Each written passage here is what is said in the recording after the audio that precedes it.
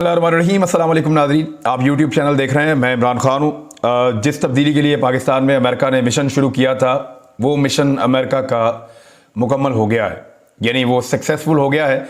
रजीम change operation, जिन्होंने पाकिस्तान के अंदर उसके ऊपर दिन रात मेहनत की उनको मुबारकबाद, जिन्होंने पाकिस्तान के बाहर से मेहनत की उनको मुबारकबाद, जिन्होंने बहुत पैसा खर्च किया उनको मुबारकबाद। और रजीम चेंज ऑपरेशन जैसे कि मुख्तलिफ मुल्कों में अमेरिका करता है, उसने पाकिस्तान के अंदर किया। और 1 महीना और 3 दिन गालिबन लगे हैं। टोटल 1 महीना और 3 दिन के अंदर अमेरिका का जो फॉरेन स्पॉन्सर्ड रजीम चेंज मिशन था वो मुकम्मल हुआ। और पाकिस्तान में इमरान खान के बाद, यानी उनके बाद अब वज़ीर आज़म पाकिस्तान शहबाज शरीफ साहब हैं। तो शहबाज शरीफ पाकिस्तान के वज़ीर आज़म बन गए हैं और अब वो अपने ओहदे का हलफ उठाएंगे। कौमी असम्बली में उनको अक्सरियत मिल गई है शहबाज शरीफ साहब को। कुछ चीज़ें हैं जो आपके साथ शेयर कर दी। एक तो शहबाज शरीफ साहब ने अपनी जो पहली तकरीर की, ये 23वें वज़ीर आज़म है पाकिस्तान के, इन्होंने जो तकरीर की उसके बारे में आपको बता देता हूं। एक तो उन्होंने कहा कि जो खत है उसके मामले पे अब दूध का दूध और पानी का पानी हो जाएगा। तो एक बात मैं आपको आज बता देता हूं कि अब ये खत वाला मामला जो है वो अगर कौम इमरान खान पे यकीन करती है तो फिर वो माने कि ये खत जो है वो सच्चा है और वाकई बाहर से पाकिस्तान को धमकी दी गई थी। हालात वाकयात उसका सबूत है। 1 महीने पहले वो वज़ीर आज़म था, सब ठीक था, उसने पेट्रोल सस्ता किया, उसने चीजें सस्ती की, इसके बावजूद सब ठीक था। उसको निकाल के बाहर फेंक दिया और अचानक सबके ज़मीर जाग गए, सारी पॉलिटिकल पार्टीज उधर चली गई, वो खत लेके मारा मारा फिरता रहा। जनाब देखें, अगर तो ये ऑर्गेनिक था तो इस तरह नहीं होता। पाकिस्तान में पिछले 3.5 साल से यही सारे लीडर इमरान खान को गिराना चाहते हैं, नहीं गिरा पा रहे थे। लेकिन जैसे ही अमेरिका बहादुर बीच में कूदा, इमरान खान फारग। तो इमरान खान साहब के इस कहने के अंदर इसलिए जान है, या आप उसको मान लेंगे वो बात ठीक कर रहे हैं, क्योंकि उनके पास शवाहिद और सबूत मौजूद हैं। अमेरिकन की मुलाकातें बहुत तेजी से बढ़ना शुरू हो गई, हालात एकदम उनके खिलाफ होना शुरू हो गए। जो लोग उनके साथ रोजाना राब्ते में रहते थे वो राब्ते से कट गए, बहुत सारे लोग टूट गए तो चले गए। अब मैं ज्यादा खुल के बोलना नहीं चाहता। पाकिस्तान के इदारों में जिस तरह हुआ, आधी रातों को अदालतें लग गई।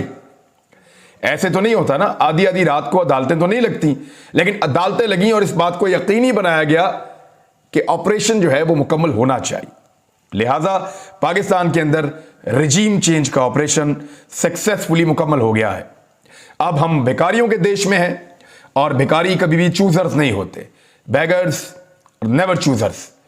और हम कभी भी चूज नहीं कर सकते, हमारी ये जरूरत नहीं है। और हमारे वज़ीर आज़म ने अपनी पहली तकरीर में जिस तरह अमेरिका का जिक्र किया, जिस तरह उसके लिए प्यार का इजहार किया, वो भी आप सबने सुन लिया। फिर बरतानिया के बारे में इवन उन्होंने ये कहा कि ये अल्फाज क्यों बोले प्राइम मिनिस्टर ने जो उन्होंने इस्तेमाल किए हैं।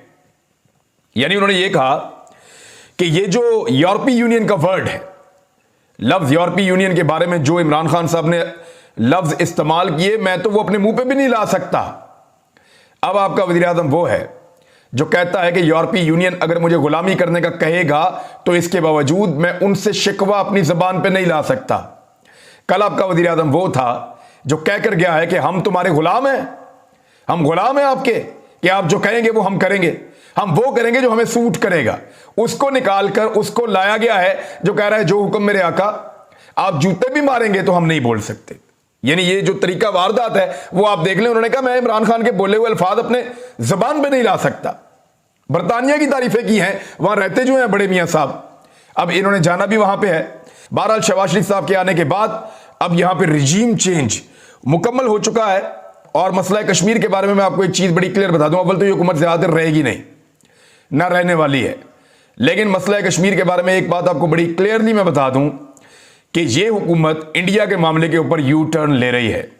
इमरान खान साहब ने एक स्टेटेड पोजीशन बनाई थी, बड़ा क्लियरली इमरान खान साहब ने कहा हुआ था कि जब तक के 5 अगस्त वाले इकदाम भारत वापस नहीं ले लेता तब तक उनके साथ हम कोई बातचीत नहीं करेंगे, कोई तिजारत नहीं करेंगे, कोई ऐसी चीज नहीं करेंगे। लेकिन शहबाज शरीफ साहब ने बड़ी वजाहत के साथ कह दिया कि मोदी साहब आइए गुर्बत दूर करते हैं, आइए बीमारी को दूर करते हैं, आइए हालात को बेहतर करते हैं, रोजगार की फराहमी को बढ़ाते हैं। तो मियाँ साहब तो लगे हैं तजारतें करने, और मियाँ साहब तो शुरू करने लगे हैं भारत के साथ धंधा, क्योंकि पहले भी जंदल और बित्तल के साथ इनका धंधा ही चलता था। तो अब दोबारा से धंधा खुल जाएगा और कारोबार शुरू हो जाएगा। कश्मीरियों का केस तो गया अब सर्द खाने में। कश्मीर की तारीख में कश्मीरियों ने किसी लीडर की तस्वीर अपने शहरों में अपने शहरों में, अपनी गलियों में, अपनी सड़कों पे नहीं लगाई। सिर्फ इमरान खान एक वाहिद आदमी, अगर उसने कश्मीर का मुकदमा गलत लड़ा है तो सबसे पहला शिकवा मकबूजा कश्मीर में रहने वाले मेरे भाइयों का होना चाहिए। वो सारे इमरान खान के नारे लगा रहे थे, उन सब ने इमरान खान की तस्वीरें उठाई हुई थी और इसका उन्होंने खुमियाजा भुगता है वहां पे।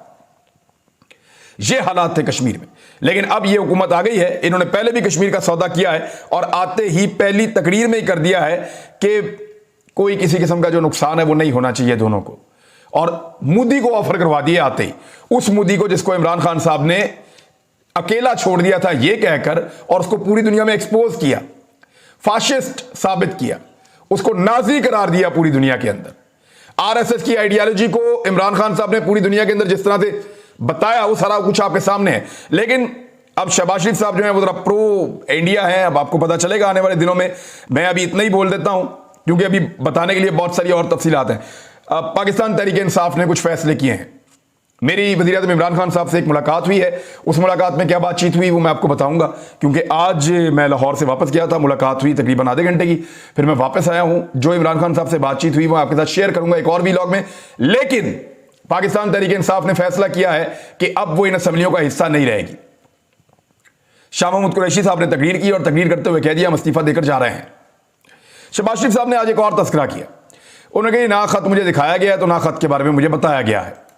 यह शहबाज शरीफ साहब ने कहा, मैंने वो खत अभी तक ना देखा है ना मुझे अभी तक किसी ने दिखाया है।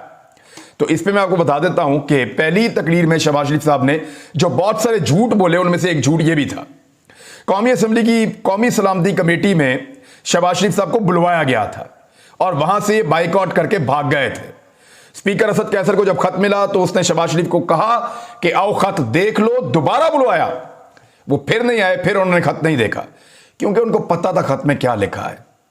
बकौल हुकूमत के ये लोग साजिश का, साबिक हुकूमत के, यानी बकौल इमरान खान साहब और उनके साथियों के, तहरीक इंसाफ वालों के, कि ये लोग ये इस साजिश का हिस्सा थे। शहबाज शरीफ साहब वो जानते थे कि इसके अंदर क्या लिखा है मरासले में। तो लेटर गेट के मामले के ऊपर मैं क्लियर कर दूं आपको कि अब शहबाज शरीफ साहब क्लीन चिट लेंगे और उनको अदलिया से भी सपोर्ट मिल जाएगी, क्योंकि मैं हमेशा एक बात कहता हूं कि शरीफ खानदान जब भी ये फैसला करे कि वो अदालत से इंसाफ हासिल करेंगे तो दुनिया की कोई ताकत शरीफ खानदान को पाकिस्तान में अदालत से इंसाफ लेने से नहीं रोक सकती। मैं फिर दोहरा देता हूं, मैंने कई दफा कहा है कि शरीफ खानदान का कोई फर्द जब इस बात का फैसला कर ले कि उसे पाकिस्तान में किसी अदालत से इंसाफ चाहिए तो दुनिया की कोई भी ताकत, अल्लाह रब्बुल इज़्ज़त तो बहुत बड़े हैं लेकिन मैं दुनियावी ताकतों की बात कर रहा हूं, कि फिर दुनिया की कोई भी ताकत इस खानदान को पाकिस्तान की अदालतों से इंसाफ लेने से नहीं रोक सकती, सुरखरू होने से नहीं रोक सकती।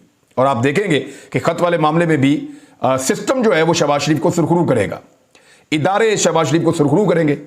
और अब एक मनी लॉन्ड्रिंग वाला आदमी जिसके ऊपर केसेस हैं, जो जमानत के ऊपर है, जिसमें फर्द जुर्म आयद हो रही है, वो इस मुल्क का वजीर आजम बन बैठा है और शरीके जुर्म उसका बेटा इस मुल्क के सबसे बड़े सूबे का वजीर आला बनने जा रहा है। तो इंपोर्टेड हुकूमत जो है वो अब पूरी तरह से डाउनलोड हो चुकी है और अब वो अपनी अपलोडिंग शुरू करेगी आने वाले दिनों में। तो आपको पता चलेगा पाकिस्तान में कैसे कैसे शगुफे और कैसे कैसे मजेदार काम होते हैं। तहरीक इंसाफ ने इस्तीफे देने का ऐलान कर दिया, वो कहते हैं हम इस असेंबली का हिस्सा नहीं रहेंगे। देखिए, इमरान खान साहब के पास दो चॉइस थी, या तो वो लीडर बन के फैसला करते या वो सियासतदान बन के फैसला करते। अगर वो सियासतदान बन के फैसला करते तो वो असेंबलियों के अंदर रहते, शहबाज शरीफ के लिए जगह को खाली ना छोड़ते, आज इसी शहबाज शरीफ को बोलने ना देते, तकरीर ना करने देते और फिर इनके लिए रास्ता तंग करते चले जाते। लेकिन उन्होंने आम सियासतदान की तरह नहीं सोचा, मुझे लगता है उन्होंने एक लीडर की तरह सोचा है और उन्होंने अपना सबसे बड़ा जो हथियार उनके पास इस वक्त बाकी रह गया था, कौमी असेंबली के अंदर उनके एमएनए, उन्होंने वहां से इस्तीफा देने का फैसला कर लिया। अगर वो इस्तीफे देकर बाहर निकलते हैं, इस वक्त इमरान खान साहब अगर इस्तीफे देकर बाहर निकलते हैं तो इसका मतलब है उन्होंने कश्तियां जला दी हैं। 2 महीने के अंदर अंदर आईनी तौर पर वोटिंग करवानी पड़ेगी। कुछ लोगों ने इमरान खान साहब को मशवरा दिया, तकसीम पैदा हो गई पार्टी में। आधे लोग कह रहे हैं जी इस्तीफा दे दें, आधे लोग कह रहे हैं जी इस्तीफा ना दें। तो इमरान खान साहब ने बड़ा क्लियरली कह दिया, साफ सुथरा, उन्होंने कहा जी कि जिसने देना दे, जो नहीं देता ना दे। मैं अकेला भी होऊंगा तो मैं इस्तीफा देकर चला जाऊंगा।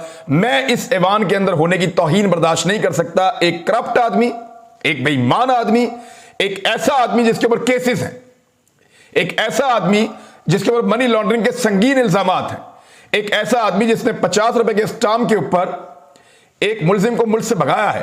क्या पाकिस्तान की कोई अदालत अब बुलवाएगी मौजूदा वजीर आजम को और बुला के पूछेगी कि जनाब आपने गारंटी पे एक बंदा बाहर भगाया हुआ है पिछले 3 साल से, वो बंदा तो वापस मंगा दो? लेकिन नहीं, अब तो उस बंदे के वापस आने का टाइम हो गया है। अब प्लेटलेट्स भी ऊपर जाएंगे, डॉक्टर भी मदद करेंगे, और मियां नवाज शरीफ साहब आप देखेंगे धड़ाधड़ सेहतमंद होकर दुनिया की कोई दवाई, कोई डॉक्टर, कोई मेडिकल रिपोर्ट अब उनको रोक नहीं पाएगी।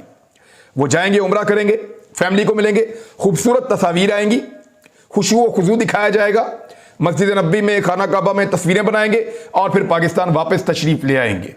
उस घर से निकल के उस घर में जा रहे हैं, यानी चोरी का घर है जहां पे वो रहते हैं मुबैना तौर पे। चोरी का ना होता तो अभी तक मनी ट्रेल ही दे देते ना, कतरी खत तो नहीं लाना पड़ता।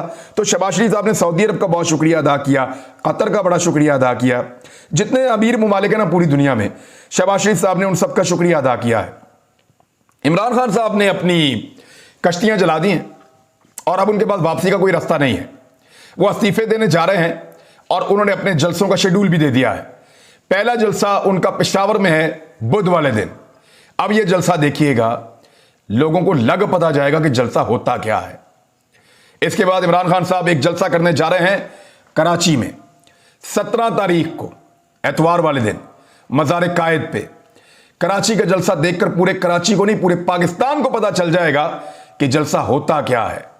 और फिर उसके बाद इमरान खान साहब लाहौर मीनार पाकिस्तान को दोबारा भरने आ रहे हैं। मुस्लिम लीग नून को चौथी मरतबा वज़ारत उज़्मा मिली है पाकिस्तान में, चौथी मरतबा वज़ीर आज़म आज तक अपनी पूरी तारीख में मीनार पाकिस्तान को नहीं भर सके। ऑर्गेनिक क्राउड है ही नहीं, बंदे खरीद के लाने पड़ते हैं, लोगों की मजबूरियों से फायदा उठाकर ये लोग इख्तिदार में आते हैं, लोग तो नहीं है इनके साथ। तो पाकिस्तान तहरीक-ए-इंसाफ 5वीं मरतबा मीनार पाकिस्तान को भरने जा रही है। ये 4 मरतबा वज़ीर आज़म बने, ये खानदान 1 मरतबा नहीं भर सका मीनार पाकिस्तान को। उन्होंने 5वीं मरतबा मीनार पाकिस्तान को भरने का फैसला कर दिया पाकिस्तान तहरीक-ए-इंसाफ ने। इलेक्शन बहुत करीब है, इमरान खान जितनी जल्दी घसीट कर इस पूरे निजाम को इलेक्शन की तरफ ले जाए उतना ही उसके लिए फायदामंद है। अब इमरान खान को यह भूलना पड़ेगा कि कोई ईवीएम हुआ करती थी, उसको भूलना पड़ेगा कि कोई ओवरसीज पाकिस्तानियों का वोट हुआ करता था जिसके लिए उसने कानून साजी की थी, उसको भूलना पड़ेगा कि कोई अंपायर ऐसे वो बनाने की कोशिश कर रहा था, रूल्स बनाने की कोशिश कर रहा था जो न्यूट्रल होंगे। अब कुछ न्यूट्रल नहीं होगा, सब कुछ उनके साथ मिलकर खेलेगा।